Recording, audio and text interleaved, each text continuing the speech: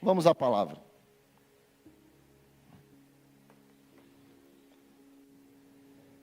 Evangelho segundo escreveu Lucas, capítulo de número 12, versículo de número 33 e 34. A mensagem de hoje eu chamaria de tesouros no céu. Tesouros no céu. Depois de Lucas 12, 33 e 34, nós vamos a um outro texto que fala a mesma coisa, porém mais explicado, que é Mateus 6, 19 e 21.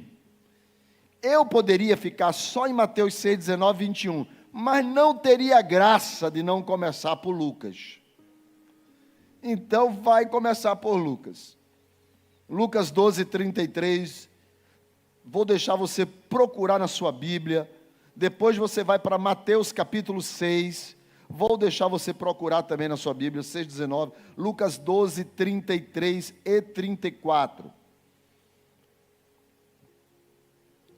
Aqueles que acharam, diga amém. No passado a gente só fazia assim, era sempre. Diz assim a palavra de Deus em Lucas 12, 33. Vendei o que tendes e dai esmolas. Fazei para vós bolsa que não se envelhecem, ou bolsa que não se desgastam. Um tesouro inextinguível nos céus. Outra versão, um tesouro nos céus que nunca acaba. Onde não chega o ladrão e nem a traça consome. Porque, 34, onde está o vosso tesouro? Aí estará também o vosso coração.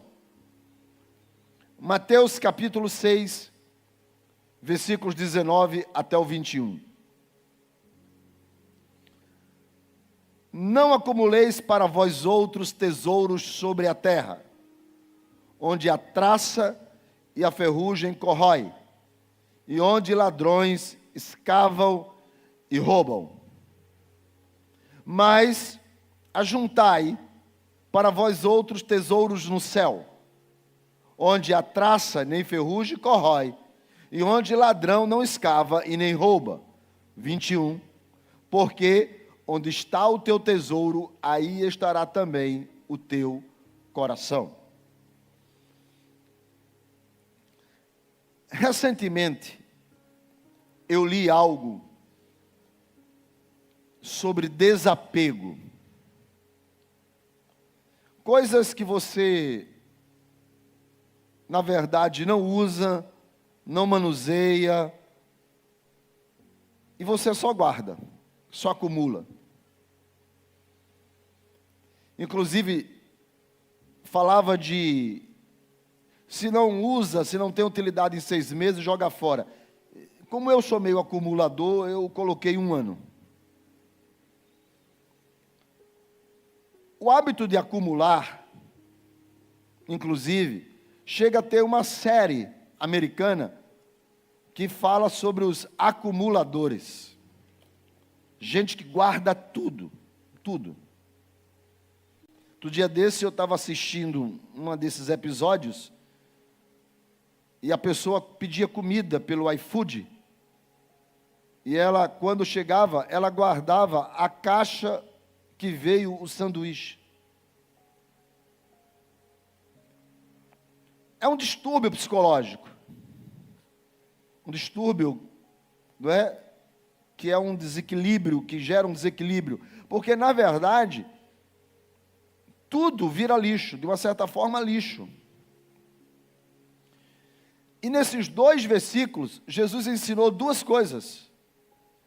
Ensinou o desapego e ensinou o apego. Ensinou não acumular e ensinou acumular. Ele diz no verso 19 de Mateus 6, não ajunteis. Mas no 20, ele diz, ajunteis. Então, a questão é não o que você junta ou o que você faz, mas aonde. Porque aonde Jesus diz, você deve ajuntar no céu. E o outro, Jesus diz, você não ajunte na terra. Quando Jesus está falando sobre essa ideia de desapego ou de ajuntar no céu, o que Jesus na verdade está falando, e isso você vai encontrar nos 2 versículos, é sobre tesouro. Tesouro.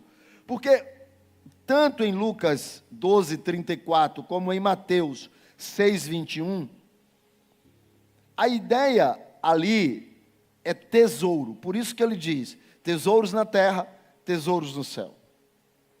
Ele vai usar 3 elementos dentro desse contexto, que é traças, ferrugem e ladrão. Só que para ele usar esses 3, para a gente poder entender esses 3, a gente primeiro precisa entender a ideia do que é tesouro. Então deixa eu perguntar primeiro aqui para vocês. Se eu perguntar agora para todo mundo aqui, pense, faça uma imagem na sua mente. Se eu pedir para você, todos vocês, façam uma imagem na sua mente de um tesouro. Eu quero que você faça uma imagem na sua mente de um tesouro. Pense no tesouro agora. Eu vou contar de 1 até 100. 100. Ok. Então já contei. Agora eu quero que você me diga se o que eu falei é ou não. Você pensou em um baú cheio de moedas, pratas, dinheiro, taças de ouro, como você assiste nos filmes de pirata. Alguém aqui pensou em um baú de ouro? Se pensou, levanta a mão para eu ver. A maioria. Gente, alguém pensou diferente? Porque de manhã, todo mundo pensou no baú. Eu fiquei feliz. Aí chega a noite, a metade não levanta a mão. E eu estava tão empolgado na minha ministração aqui. Pastor Paulo, foi que tu pensou? Tu não pensou num baú, não? Tu pensou no quê? No cofre do tio Patinhas. Como? Fazenda, gado, bicho, empresário é outro nível. Meu Deus do céu, é outro nível. Por que que a gente, quando pensa na ideia do tesouro, a gente pensa exatamente na ideia de um baú com ouro dentro, que foi o que a maioria... Eu vou pela maioria. Porque a palavra do grego, tesauros, quase tesouro em português, ela não é o que está dentro do baú, ela é o baú. Tesouro é o lugar que você guarda a riqueza. É o lugar que você guarda coisas boas. É o lugar que você guarda bens preciosos. Então, o tesouro não é o bem, é o lugar que você guarda. Por isso que é tesouros, é lugar. Por isso que Lucas 12:33, Jesus vai falar de uma bolsa que não desgasta, de um tesouro que não acaba. Ele fala de uma bolsa que não acaba, de uma bolsa que não desgasta. Qual é essa ideia da bolsa? E logo em seguida o tesouro inextinguível, que não acaba, que não se destrói. É que essa bolsa é o lugar que guarda o tesouro, ou que guarda os bens. A bolsa é o tesouro que guarda os bens. Porque o que está dentro daquele baú, que a gente chama de tesouro, é a moeda, é o ouro, é a prata, é a joia. E isso, por exemplo, pode ser guardado dentro de um cofre. Então, para muita gente, o tesouro não precisa ser bens. Pode ser, por exemplo, uma lembrança de alguém. E, puxa, aquilo é o meu tesouro. Então, aonde ele guarda aquilo que para ele é de extremo valor, precioso, aquele lugar é o seu tesouro. Então, o seu tesouro é o lugar que você coloca os bens, que você armazena aquilo que para você tem valor, aquilo que para você é importante. Jesus então vai dizer que existem tesouros, lugares que você guarda, aquilo que importa, ou seja, aquilo que importa, aquilo que tem valor, você guarda aonde a traça corrói, aonde o ferrugem destrói e aonde o ladrão tem acesso para roubar. Então Jesus vai dizer que aquilo que você faz, que tem valor, que é importante, você coloca em um lugar que perece, que tem mofo, que tem ferrugem, que tem traça. Então o que Jesus vai dizer é: não acumuleis, no verso 19 de Mateus 6. Não acumuleis. Esse acumuleis é do grego teuseurarizo. Seria a palavra não entesoure, não guarde, não acumule, não coloque coisas aqui na terra. Jesus não está dizendo que não é para você não ter. Jesus não está dizendo para você não ter um carro, não ter uma casa, não fazer uma viagem, não ter uma conta corrente recheada. Não, Jesus não está dizendo isso. Ele está dizendo para você não pegar o seu tesouro e enterrá-lo. É como alguém, por exemplo, Jesus não está dizendo para você não ter um carro. Porque o carro vai te ajudar a levar, a ir, voltar, a vir. O carro tem utilidade para você. Ajuda na sua locomoção. E muito menos Jesus está dizendo para você não ter um carro de R$1 milhão. Não. Tipo, só tenha carro de R$50 mil. Não, Jesus não está dizendo isso.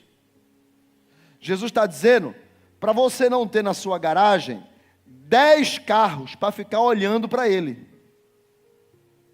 E quando alguém precisar de você, dizer, olha, me socorre, você tem um carro. Você dizer, eu não vou colocar o meu carro na chuva, porque ele é o meu tesouro. Jesus não está impedindo você de ter. Jesus não está dizendo para você não ser uma pessoa abastarda. Porque a Bíblia vai dizer, por exemplo, lembra lá de Zaqueu, rico? Quando Jesus mandou ele descer da árvore, foi para a casa dele, tinha casa, deu um banquete para Jesus, e aí ele falou assim, olha Senhor, eu quero devolver 4 vezes mais alguém que eu defraudei, que eu enganei, que eu roubei. A gente não sabe se ele devolveu, porque a história não termina, mas que ele continuou rico, continuou, e Jesus não condenou ele pela riqueza, mas condenou pela avareza. A Bíblia vai falar de homens que sustentavam, de mulheres que sustentavam o ministério de Jesus. Literalmente, o Evangelho de Lucas vai falar de mulheres que mantinham aquela turma toda que vivia de cidade em cidade andando sem trabalhar. Em nenhum momento você vai, por exemplo, Jesus morre e a pedido de José de Arimateia, que era uma pessoa rica, ele é levado ao sepulcro deste homem. E se você também olhar, você tem Nicodemos, que foi José de Arimateia e Nicodemos, também rico. Jesus nunca condenou o recurso, ele condena a avareza.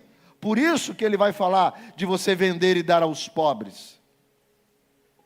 Mas ele não pediu isso para Zaqueu. Não pediu isso para José de Arimateia, não pediu isso para Nicodemos, porque ele enxergava que os seus bens não dominavam o seu coração. Mas pede ao jovem rico, que, entristecido porque era dono de muitos bens, vai embora. Ou seja, o problema não está em ter. Quando fala de acumular tesouros na terra, aonde você coloca os seus bens, é o seu propósito. Porque não é sobre ter um carro, mas é ter 10 carros. E não ceder a alguém quando essa pessoa precisa.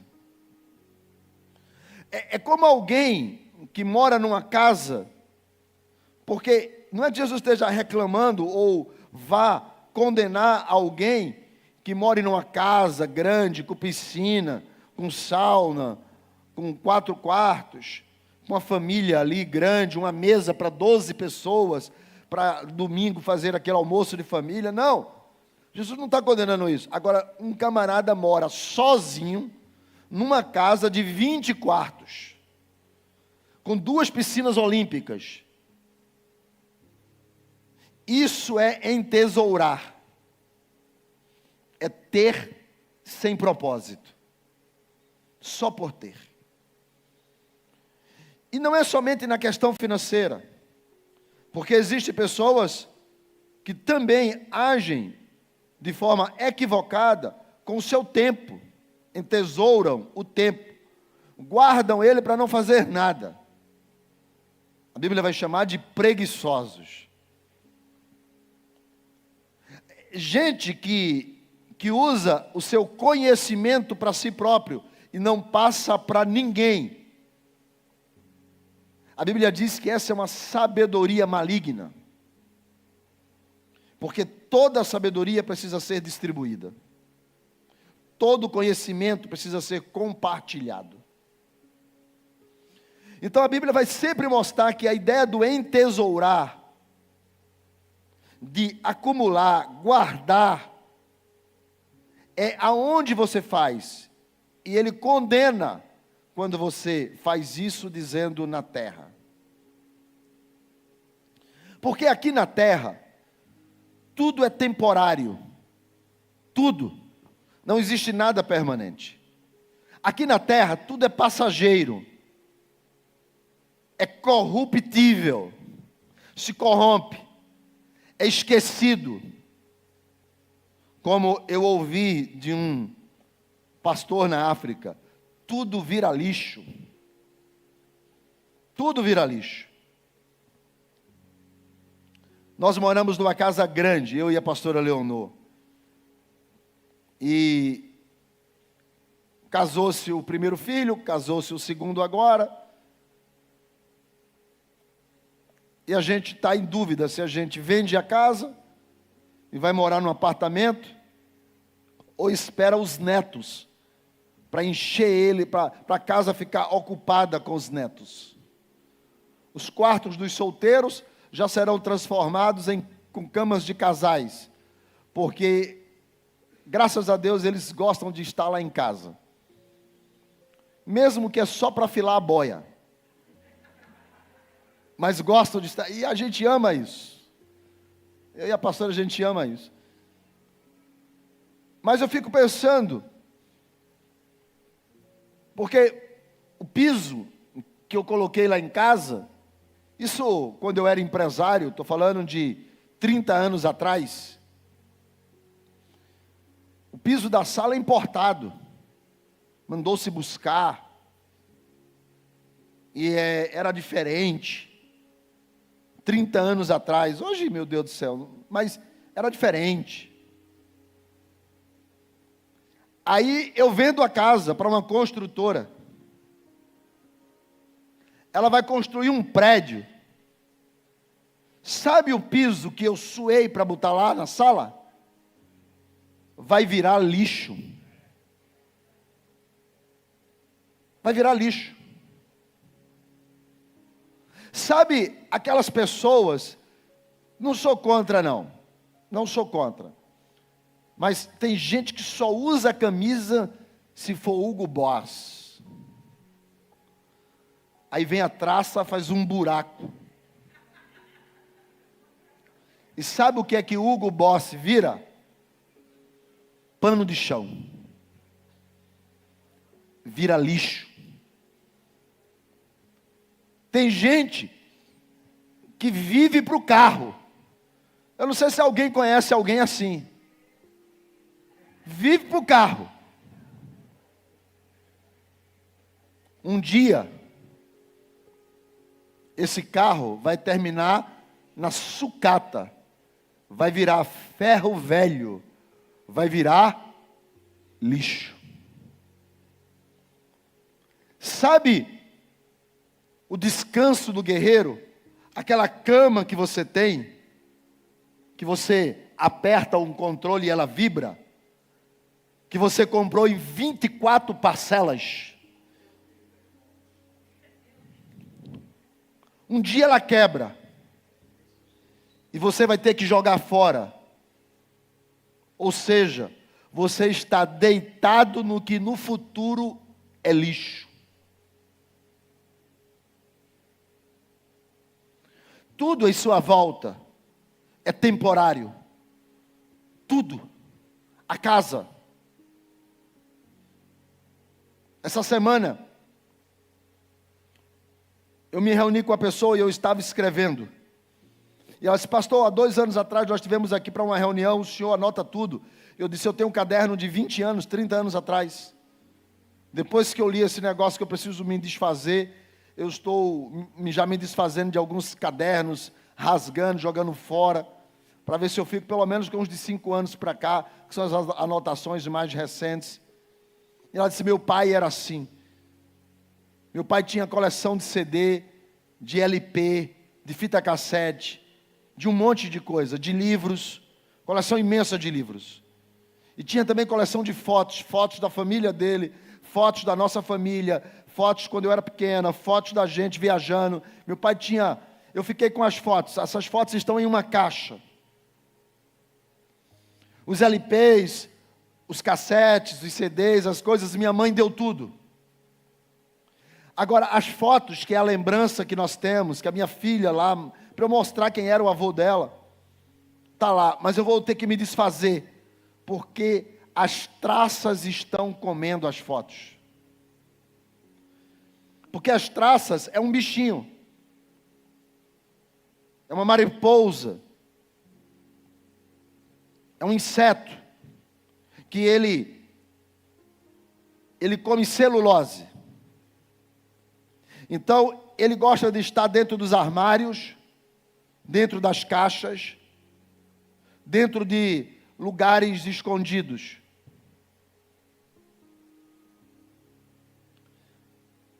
Eu mesmo já perdi um livro. Eu tinha muitos livros dentro de caixas.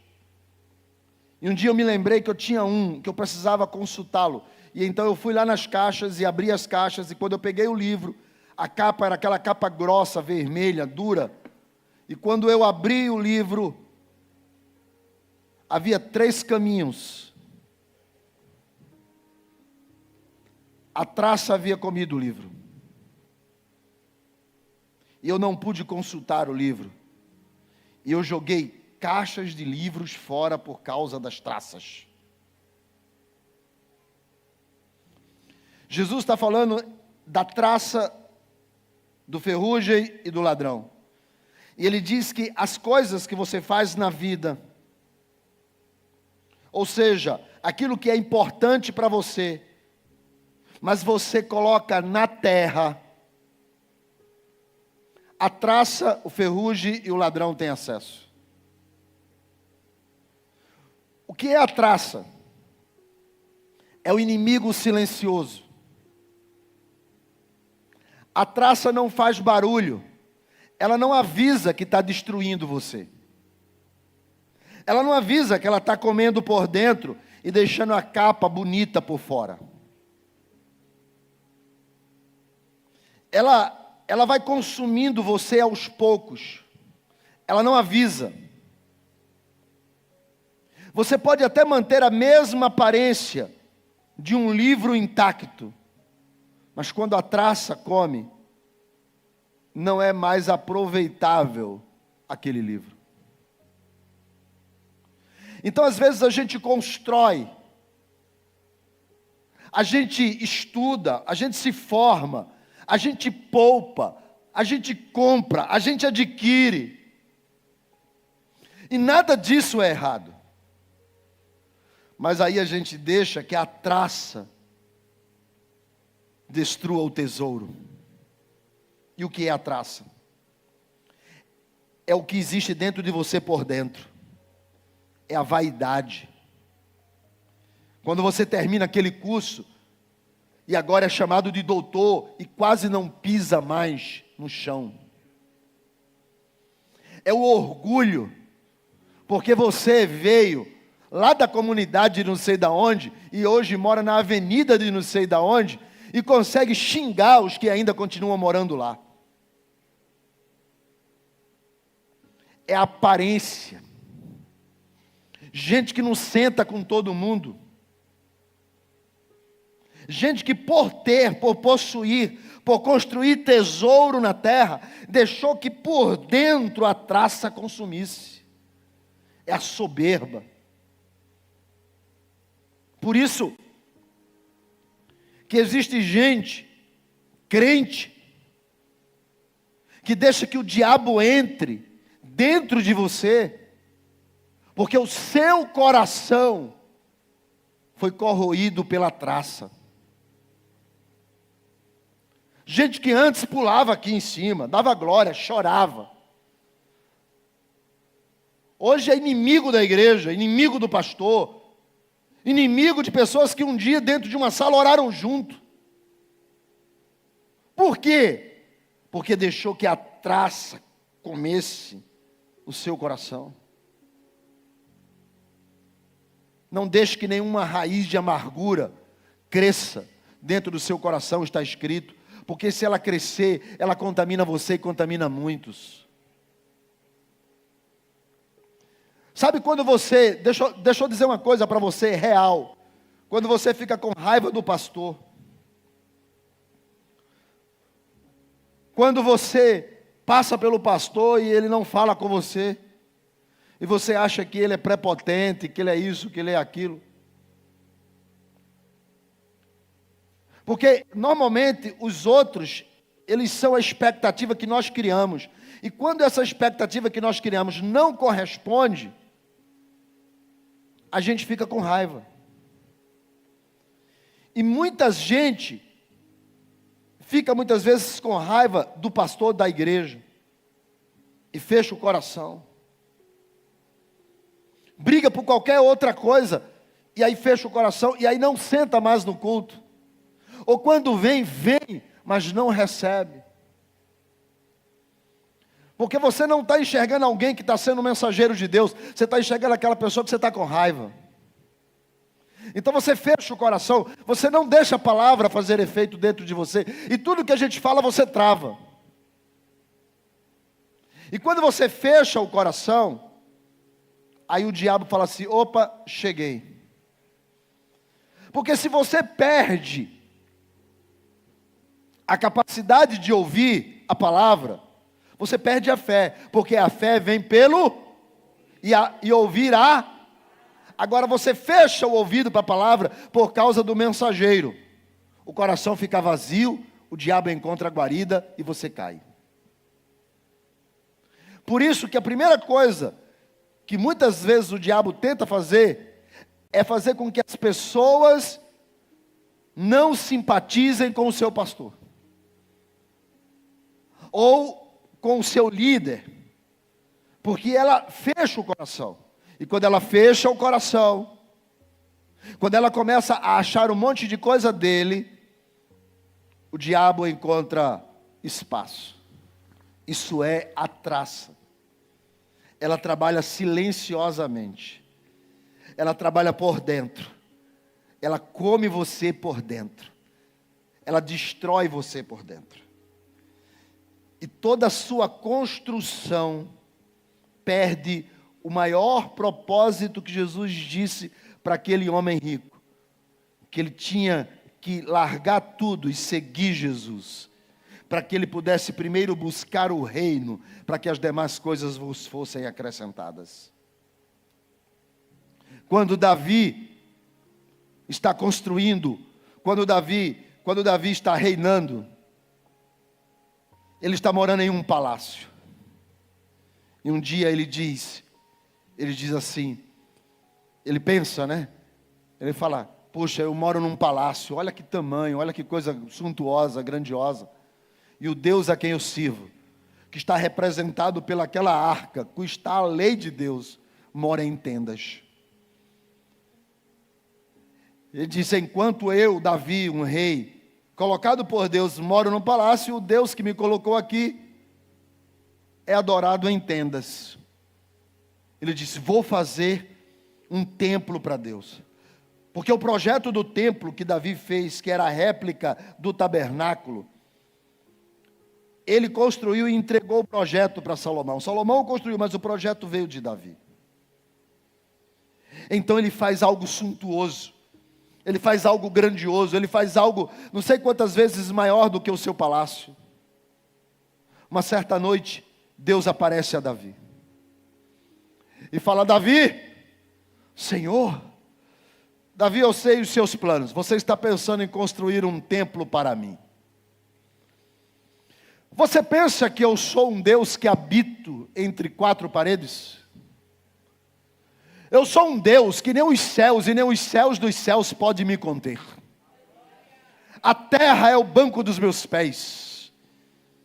Davi, não existe nada que me coloque dentro. Não existe glória humana que me honre. Davi começa a ficar de cabeça baixa, achando assim: puxa, que péssima ideia eu tive. Então Deus diz assim: mas tem uma coisa, Davi. Que foi, Senhor? Gostei da sua ideia. Porque você não se preocupou com o seu palácio, você se preocupou com a minha casa. Então o que está aí dentro do teu coração me honra. Não é o tamanho da obra, é o que está dentro do seu coração que está me honrando. E eu estou vendo que não tem traça consumindo o seu coração, mas é adoração. Ninguém mais se sentará no trono que não seja da sua casa. E daí veio o Messias, porque alguém em seu coração desejou construir para Deus. A traça é o que está aqui dentro, consumindo, se você deixar. Depois Jesus vai falar do segundo, que também destrói, corrói, o ferrugem. Ele diz que o ferrugem também corrói. Ora, você não dá para perceber, porque você pega o livro, a traça comeu por dentro. Mas o ferrugem, quando você olha para uma colher de pedreiro, alguma coisa assim, você olha lá, enferruja. O ferrugem é por fora. Enquanto que a traça come por dentro, o ferrugem destrói por fora. O ferrugem é quando você tem poder de comprar, adquirir, ser alguma coisa, mas o que consome você não é os sentimentos por dentro, é as drogas por fora, são os vícios, as bebidas, a prostituição, a fofoca, as mentiras, a sacanagem. Enquanto a traça destrói por dentro, o ferrugem destrói por fora. Então não é sobre possuir, não é sobre ter, é sobre quando ter isso destruir você. Porque, irmãos, Jesus não condena o possuir. Para enviar um missionário é 30 mil reais. Tem que ter dinheiro. Para você poder dar uma cesta básica, tem que ter dinheiro para comprar essa cesta básica. Para comprar os ar-condicionados daqui da igreja, daqui do C3, tem que ter dinheiro. Para a gente ir para o C3, a gente tem que comprar cadeira para sentar. Cadeira não vai aparecer, uau, com alguém que vai orar. Alguém vai ter que ir lá para comprar. Então não é sobre possuir, não é sobre ter. É quando estas coisas destroem você, destrói a sua alma por dentro, ou destrói você, o seu corpo por fora. É quando o teu propósito, ele destrói você. A traça é como se fosse a mesquinhez. Você é mesquinho, isso é traça. Mas tem gente que esbanja, isso é ferrugem. Ou seja, é como você manuseia o recurso. Escondendo, traça. Esbanjando, ferrugem. Jesus então vai falar de um terceiro fator que diz para você: não construa tesouro na terra, porque o ladrão tem acesso. E quem é o ladrão? O ladrão é alguém que você não tem controle, porque o ferrugem você tem controle, você pode até... Existem produtos que você coloca que tira o ferrugem. Existem produtos que matam a traça, mas o ladrão não tem como. Ele vem numa hora que ele não avisa, ele aparece na hora não programada, e ele vem só para roubar, matar e destruir. O ladrão é aquilo que você não tem controle. Nós estamos falando de crise econômica. Por exemplo, chuva agora, tempestade. Quanta gente não perdeu suas casas? Juntou, guardou, lutou para comprar lá a sua geladeira duplex, e não sei o que, veio a água e arrebentou ela. Então existe ladrões que roubam, que escavam, que aquilo que você mais guarda, mais tem como valor, mais é precioso, você mais ama, do nada você perde. São os ladrões.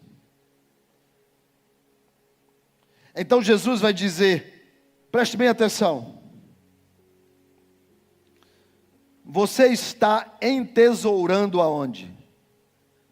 Você está investindo a sua vida aonde? Você está aplicando o seu tempo, o seu dinheiro, os seus talentos aonde? Na terra ou no céu? Porque na terra você pode ser corrompido por dentro, você pode ser destruído por fora, e você pode perder tudo quando o ladrão vier. Então as coisas que você faz, elas marcam a sua história na terra, ou o que você faz marca a sua história no céu. Um homem na história chamava-se Alexandre, é um grego, conhecido como Alexandre o Grande. Ele viveu mais ou menos por volta de 300 anos antes de Jesus, 300 anos antes de Jesus. Ele se tornou famoso porque, enquanto que os impérios levavam um século para se estabelecer, 50 anos, 100 anos, Alexandre foi um vento veloz que do nada saiu de lá, da Grécia, e saiu conquistando todos os povos. E em menos de 5 anos, tornou-se o imperador de todos os povos.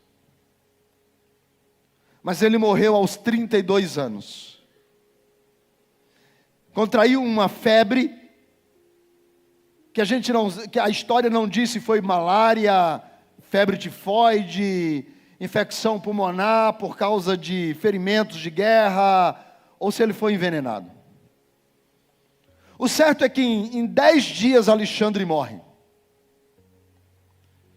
Existe uma história que se conta, atribuída a ele, que não sabe se foi ele que disse, mas é atribuída a ele. diz que faltando 2 dias para a sua morte, os maiores médicos de todas as regiões do mundo estavam em volta de Alexandre e deram a ele a sentença de que não havia nada que pudesse curá-lo. Então ele faz 3 pedidos. Ele pede que os médicos sejam os que conduzam o seu caixão, o seu esquife. Ele diz: eu quero que vocês carreguem o meu caixão, para mostrar a todos que vocês, por mais sábios que sejam, não puderam me dar a vida. O homem não dará vida a outro homem. Depois ele disse: eu quero que vocês peguem os tesouros da última conquista que nós tivemos. E enquanto o meu caixão, o meu esquife estiver passando pela avenida, eu quero que joguem para o povo os meus tesouros, para que eles saibam que nesta terra ninguém leva nada.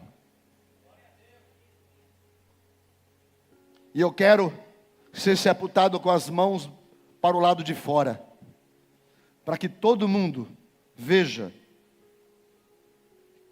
que eu parti de mãos vazias.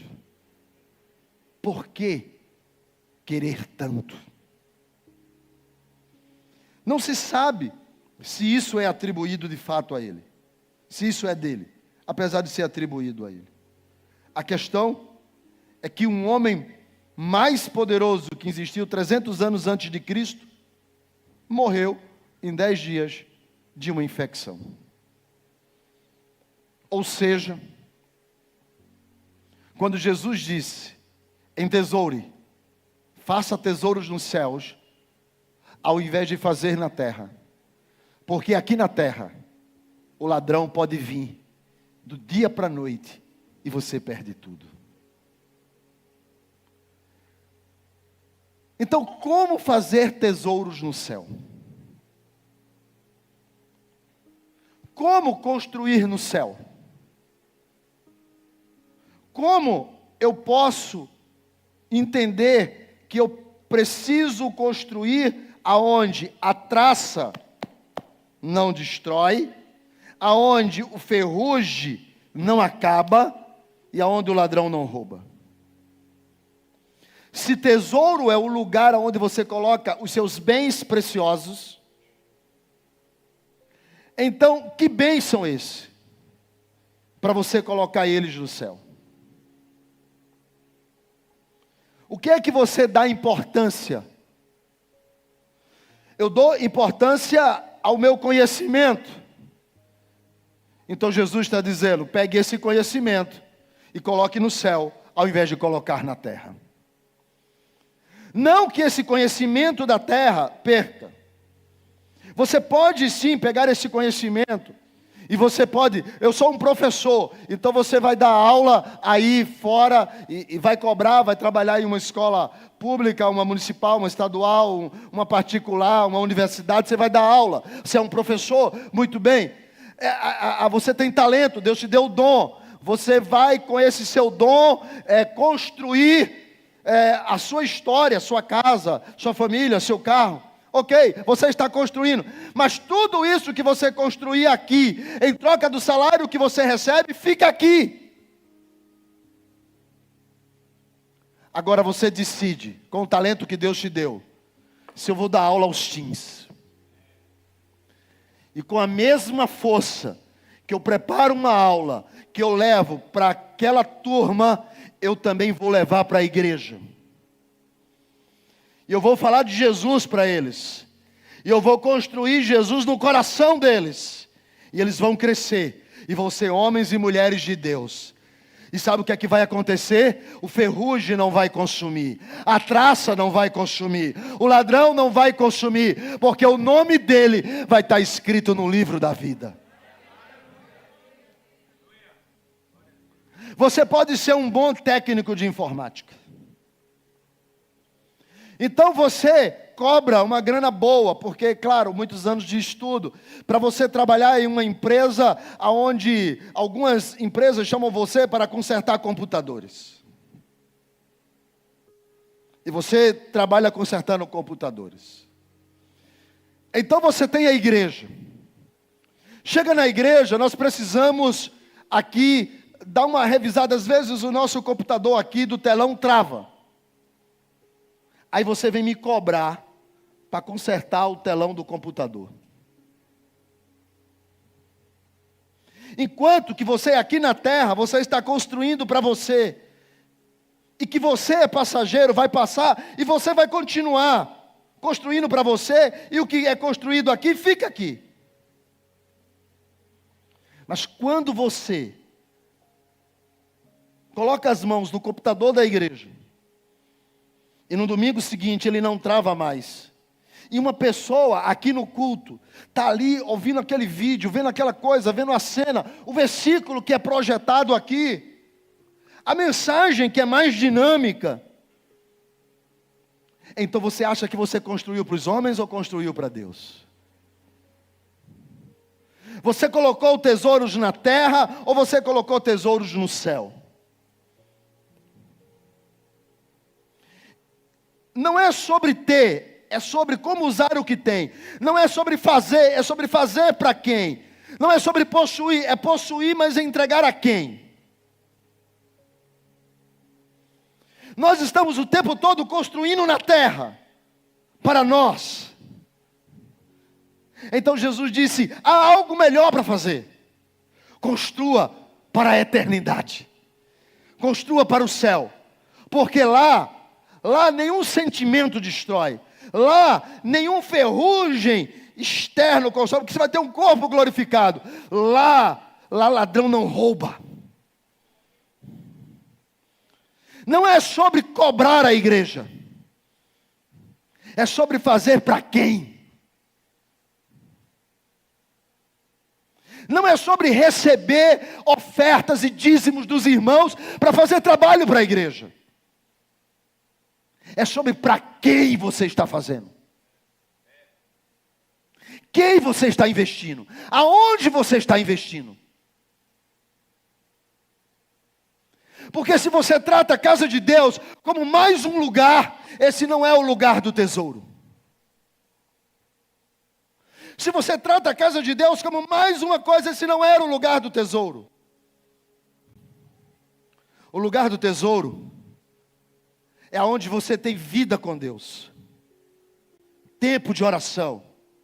É ministrado pela palavra. O caráter cristão é formado. Suas escolhas. É quando você decide que tudo que você faz é para pregar o evangelho. Porque quem ganha almas, sábio é. Não é sobre cadeiras, irmãos, é sobre quem senta nelas. Não é sobre microfone, é sobre o que se fala nele. Não é sobre telão, é sobre o que se projeta nele. Não é sobre paredes, é o que se faz dentro desse lugar. Aonde nós estamos construindo? Nossas redes sociais. Aonde nós estamos construindo?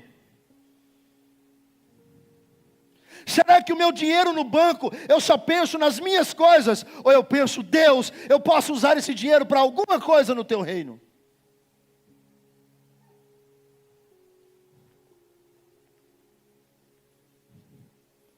Deus falou muito forte comigo. Deus me perguntou, quanto custa? Sabe de onde essa palavra surgiu? Quando Deus me fez uma pergunta esta semana, quanto custa, Ezequias? Aí eu caí de joelho chorando. Porque, às vezes, convivendo com tanta gente mesquinha, você vai ficando mesquinho também. Quando você vê um cobrando, vê o outro, vê o outro, vê o outro, você fala assim, cara, só eu sou otário. E isso foi... E Deus chegou e falou, quanto custa?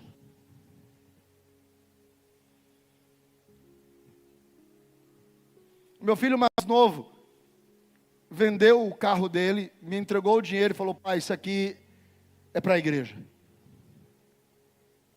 Eu disse para ele, falou, filho, faça isso não. Ele falou, não.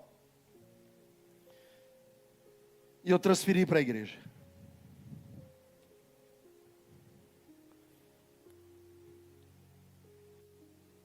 Ele viu naquele momento que a gente precisava, e ele falou, eu não quero comprometer a despesa da empresa durante esse mês para o senhor tirar.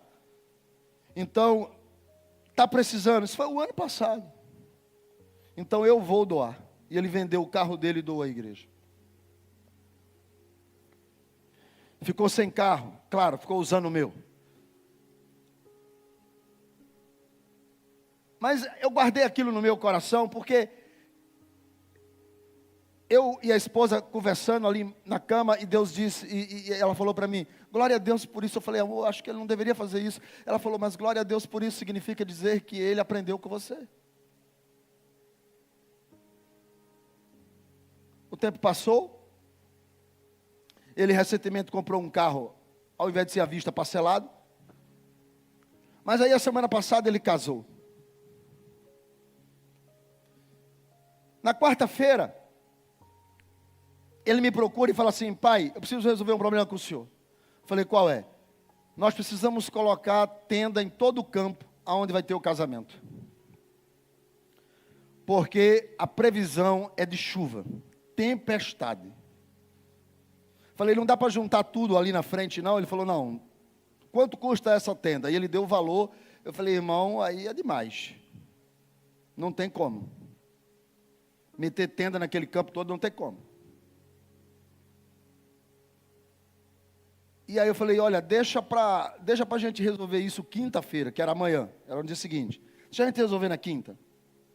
Só que quando chegou a quinta, irmãos, foi uma tempestade. Foi o dia de uma tempestade. Encheu, foi horrível. Quinta-feira, eu acho que retrasado. Foi uma tempestade. E ele, pai, o que é que a gente vai fazer? Eu falei, eu vou orar. Porque eu não vou botar a mão no bolso por esse dinheiro aí, não. Eu vou orar. Aí ele falou, vou tirar um empréstimo no banco. Chegou até a comentar com o irmão dele que ia tirar um empréstimo, não sei o que e tal. Aí um liso falando com outro liso. Não deu em nada. Na quinta-feira, eu fui ao meu monte. Meu monte é a minha biblioteca. E eu fui para o monte orar. E eu estava lá orando, passei uma manhã orando. Quando foi mais ou menos perto da hora do almoço, o Espírito de Deus falou comigo. E quando Deus fala, você sabe.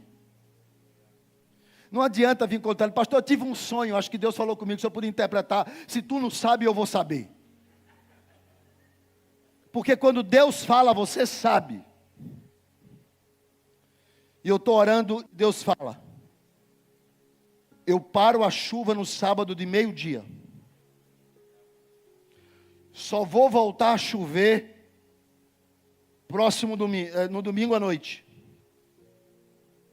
E vou voltar a chover na outra semana. Que foi dia 1. Eu ouvi aquilo. Audivelmente lá naquela sala. Entrei logo no mistério, comecei a chorar, a falar em línguas. Porque você parece que você sai dessa terra. Você é como se você não tivesse nela. E ele me procura e fala, pai, hoje é o último dia, agora à noite é o último dia de pagar a mulher. Eu falei, não tem dinheiro. Fala para ela que não vai fazer. Acerta com o que você acertou, o do bolo e a da parte da frente, mas aquela parte não. Pai, eu falei, deixa eu te falar uma coisa. Deus falou comigo que não vai chover. Ele falou, então tá bom. Eu creio. Chegamos lá e no sábado, choveu ainda na sexta, no sábado, fica aquele tempo parados, a nuvem cobrindo o céu. Aí eu e o Jonatas, nós saímos para ver alguma coisa. Quando dá mais ou menos umas 9h30, 10 horas, a gente está andando na rua e a chuva, pá, pá, e só para fazer medo a você, não é chuva, é aquele pingo que assusta, pá, pá, pá. Ele olhou para mim, e eu virei para ele, e disse, Deus falou meio-dia.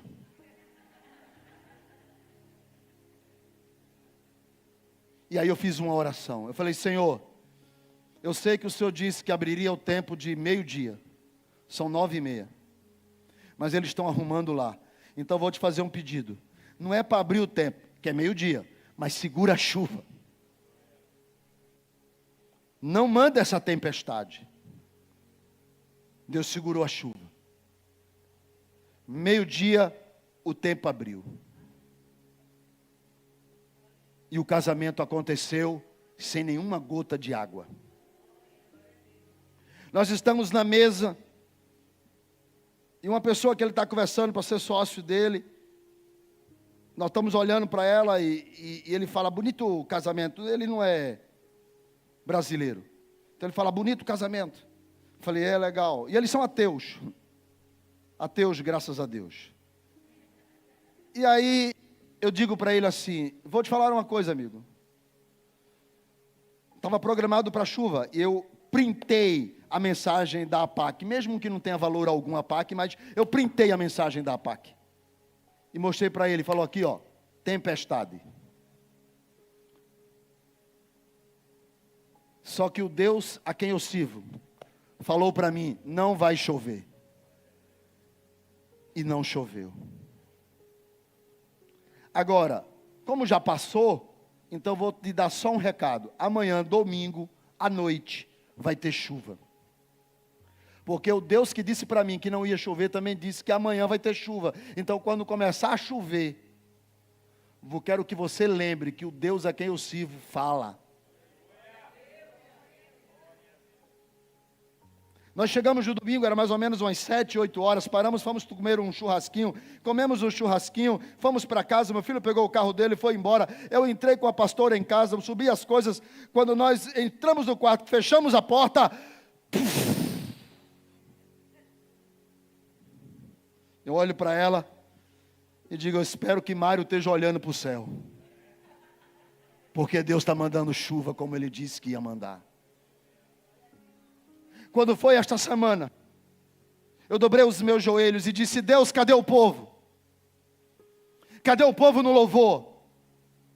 Cadê o povo no TI? Cadê o povo na porta? Cadê o povo no estacionamento? Cadê as pessoas servindo? Parece que elas não estão construindo tesouros no céu, elas estão preocupadas em construir tesouros na terra.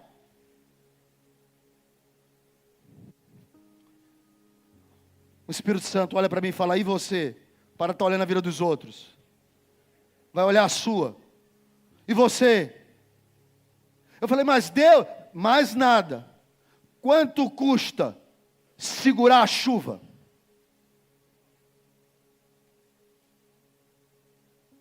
Os homens podem comprar tendas, mas a chuva só eu seguro.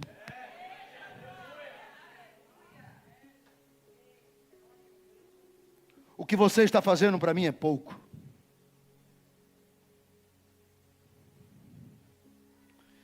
E quando chega na segunda-feira, quando chega na reunião essa semana, a mulher fala, as fotos de meu pai, as traças estão consumindo. E o Espírito Santo falou, tudo que você tem, a traça come. Um dia, Ezequias, você não vai ser nem mais foto da parede. Porque os teus netos, os teus bisnetos, não vão nem lembrar do teu nome.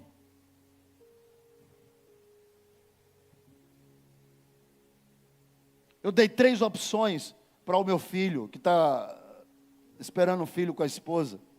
Falei, olha, coloca o nome do teu filho, Ezequias. Ele falou, Deus me livre, pai.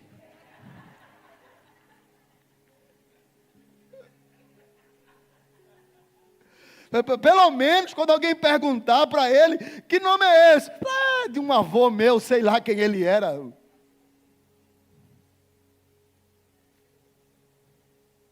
Um dia todos nós viramos fotos na parede. E quando nós mudarmos de casa, essas fotos, como aquela mulher, vai para a caixa. E depois vem as traças. E tudo que eu estou fazendo, para quem é? Quanto custa uma vida? Quanto custa uma família restaurada? Quanto custa alguém liberto das drogas?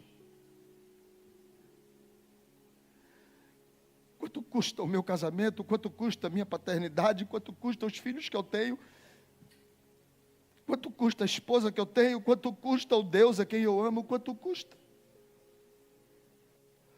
Para quem eu estou fazendo? Aonde eu estou colocando o meu talento? Aonde eu estou colocando o meu serviço? Aonde eu estou colocando a minha hora? Aonde eu estou colocando o meu tempo? Para quem eu estou fazendo?